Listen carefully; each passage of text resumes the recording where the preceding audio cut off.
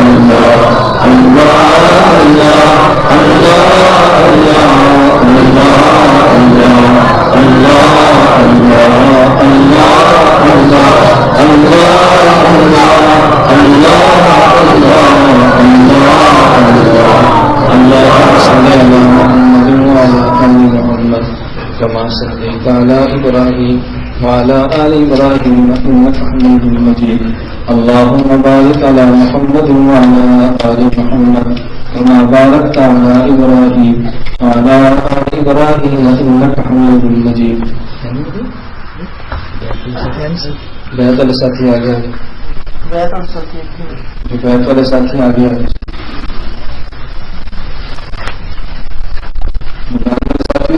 بعد پھر دیر کر دیتے جلدی آ جائے رستہ دے دیتے.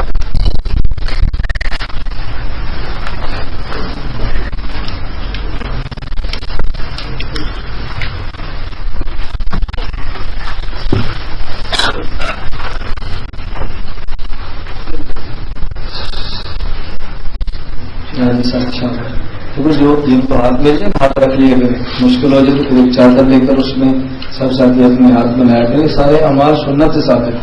چونکہ ہمارے ایسا لوگ کام ہوتا نہیں ہے نا, یہ لوگ سمجھتے ہیں کون سا طریقہ ہے. آگے جو دور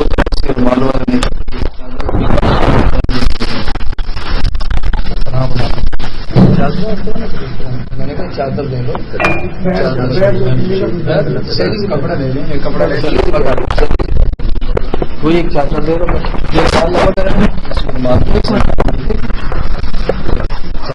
چادر ڈالیے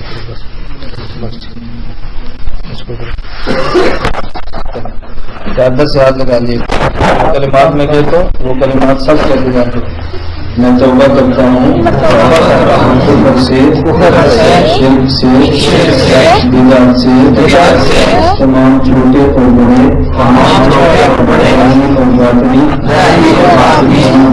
گناہوں سے عہد کرتا ہوں 5 وقت کی نماز جماعت ادا کروں گا, کے روزے رکھوں گا, ادا کروں گا, ادا کروں گا, زندگی سنت کے مطابق گزاروں گا. اگر مجھ سے گناہ ہوا اور توبہ کر کے اللہ کو راضی کروں گا. میں داخل ہوتا ہوں سلسلہ چشتیہ, نقشبندیہ, سہروردیہ میں. اللہ توبہ کو قیامت کے دن چاروں سلسلوں کے قابل کے ساتھ حشر فرما. آپ نا 2-3 ساتھی نام سے معاف فرما لیں. نمبر 1 انشاءاللہ العزیز 22 دسمبر بروز اتوار صبح 9 بجے سے لے کے 3:30 بجے تک یہاں مرکز اہل سنت والجماعت میں علماء اجتماع بیٹھا ہے. یہاں مرکز اہل سنت والجماعت میں علماء اجتماع ہوگا, عوامی نہیں ہوگا. اس لیے آپ حضرات کے تعلق والے جتنے علماء ہیں ان کو دعوت دیں. 22 دسمبر بروز اتوار صبح 9 سے لے کے شام 3:30 بجے تک. ہماری خواہش ہوتی ہے کہ ساتھی فجر کو آئیں اور یہاں پہنچیں. یہاں سے واپس ہوں تو عشاء گھر جا کر پڑھیں, اسلام آباد, سیالکوٹ, ناروال, ملتان تک, تاکہ واپسی آرام سے پہنچ جائے. آپ اس دعوت کو عام کریں. نمبر 2 23 دسمبر کو 23, 24 اور 25 یہ 3 دن کا ہم نے تحقیق المسائل کورس رکھا ہے اسکول کے اساتذہ کے لیے. اس میں اگر طلبا بھی آنا چاہیں تو آ سکتے ہیں. اصل ہے اساتذہ کے لیے. ان دنوں میں چونکہ اسکولوں کی چھٹیاں ہیں, ٹیچر ہیں, پروفیسر ہیں, چھٹیاں ہیں, تو آپ حضرات اس دعوت کو بھرپور طریقے سے چلاؤ. لیکن اس کورس میں شرکت کرنے والے حضرات ہیں وہ کوشش کریں کہ 22 کی شام کو اپنے بستروں کے ساتھ تشریف لائیں. علماء میں سے بھی ہم نے اشتہار بھی دے دیں جو روزنامہ اسلام پہ, جو حضرات رات کا قیام فرمانا چاہیں تو بستر ساتھ لے کر آئیں. سردی ہوتی ہے, ہم ایک جگہ پر 50-100 بستر کہاں سے اچانک آدمی مہیا کریں, اس لیے آپ اس کا اہتمام کریں. 22 دسمبر علماء اجتماع ہے, 23 دسمبر 23, 24, 25 3 دن کا تحقیق المسائل کورس ہے اسکول کے اساتذہ کے لیے. ہماری خواہش ہوتی ہے کہ یہاں صرف علماء استفادہ نہ کریں, دینی مدارس کے نہیں اسکول کے لوگ بھی کریں. اگر کوئی اسکول کا ٹیچر نہ ہو, جیسے تاجر ہو یا وکیل ہو یا کسی بھی دنیا میں مشغلے میں اندر ہو, وہ بھی اس کورس کے اندر شرکت کر سکتا ہے. باقی ہمارا جو عوامی سالانہ اجتماع ہے اللہ پاک منظور ہوتے انشاءاللہ 3 مارچ 2014 کو ہوگا انشاءاللہ. ابھی سے اس کو ذہن میں رکھیں اور آپ اس کی تیاری بھی شروع کر دیں. اس کا کوئی اشتہار بھی نہیں ہوگا, کوئی دعوت نامہ بھی نہیں ہوگا. آپ کو پتہ ہے سینہ بسینہ اس کی دعوت چلتی ہے. 3 مارچ انشاءاللہ اس کا وقت بھی ہوگا, صبح 9 بجے شروع ہوگا یا 10 بجے اور 4 بجے اس کی اختتامی دعا ہو جاتی ہے. اللہ ہم سب کو اس کی توفیق عطا فرمائے.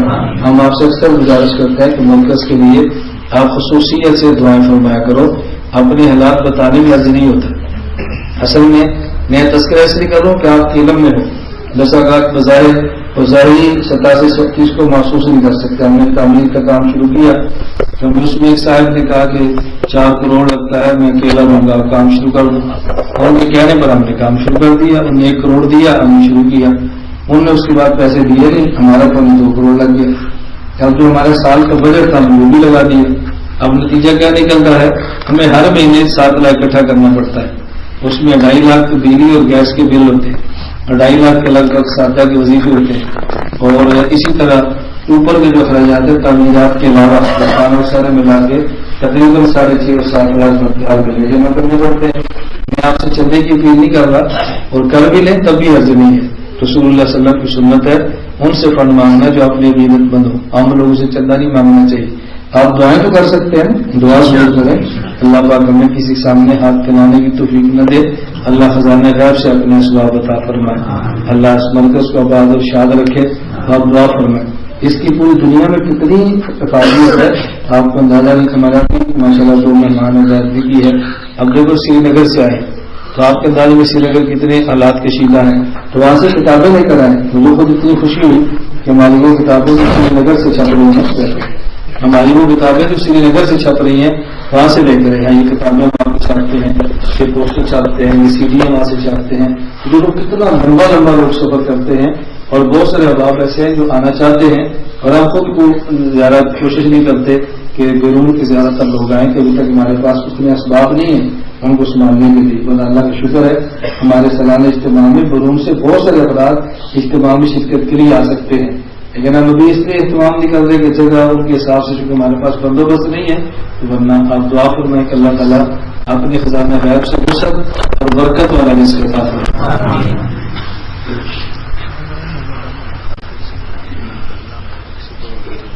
ہمیں گزشتہ دفعہ ایک ساتھی ہمارے آتے ہیں خطوط دیتے ہیں، تو ہمارے خوشحال کے ساتھی بھائی محمد احمد، انہوں نے مجھے سلائی خط دی ہے تو میں نے جواب لکھا.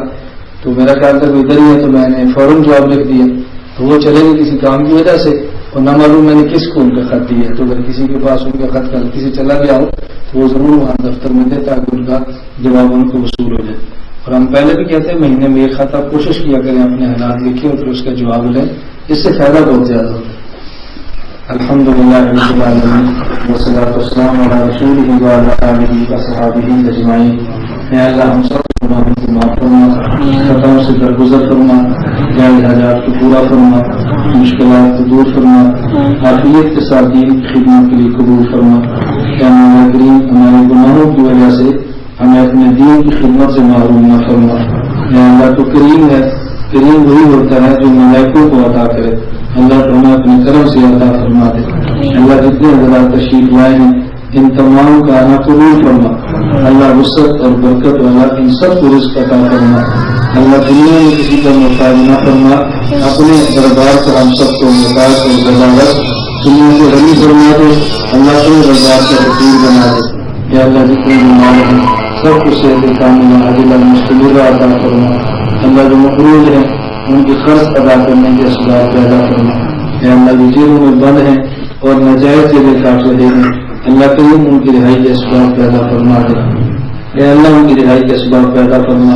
ہمارے ملک کی حفاظت فرما، علماء کی حفاظت فرما، عوام کی حفاظت فرما. اللہ کو صالح اور نیک حکمران عطا فرما. اے مولا کریم اس مرکز اہل سنت والجماعت کو دنیا بھر کے اہل سنت والجماعت کا مرکز بنا دے. یا اللہ تو عطا فرما. عوام و خواص کے قلوب میں اس کی محبت پیدا فرما. ہمارے سارے ضروریات اللہ تعمیر کا کام شروع کیا ہے اپنے کرم سے اس کو مکمل فرما دے. اللہ جن کتب پہ کام جاری ہے اپنے کرم سے اس کو مکمل فرما دے. اے اللہ ہم نالائق ہیں، گناہ گار ہیں، سیاہ کار ہیں. مولا کریم اگر تو بھی نہ معاف کرے ہم کس کے در پہ جائیں گے. اللہ کا تو بھی عطا نہ فرمائے، ہمارا کوئی سہارا نہیں ہے. اللہ اپنے کرم سے سب نعمتیں عطا فرما دے. اللہ اپنے پہلے بھی فرمائی ہیں آئندہ بھی عطا فرما. اللہ اپنے پہلے بھی رسوائی سے بچایا آئندہ بھی بچا لے. اے مولا کریم آپ نے پہلے حفاظت فرمائی آئندہ بھی حفاظت فرما. اے مولا کریم جو حضرات تشریف لائے ہیں ان میں سے جس کے دل میں کوئی جائز خواہش ہے اپنے کرم سے اس کو پورا فرما دے. اللہ اپنے کرم سے ان کو عطا فرما دے. ہماری بعض خواتین بھی سفر کر کے آئی ہیں مولا کریم سب کا نہ تو قبول فرما دے. اے اللہ اس ادارے کو ظاہر کو باقی ترقی عطا فرما. اللہ جو مانگ سکے وہ بھی عطا فرما، جو نہیں مانگ سکے تو مانگے عطا فرما. اے اللہ جو خیریں تیرے پیغمبر صلی اللہ علیہ وسلم نے مانگی ہمیں عطا فرما. جن شروع سے تمام مانگی ہمیں محفوظ فرما. وانت المستعان خالق البلاد ولا حول ولا قوة إلا بالله العلي العظيم. وصلى الله تعالى على رسوله خير خلقه محمد وآله وصحبه أجمعين برحمتك يا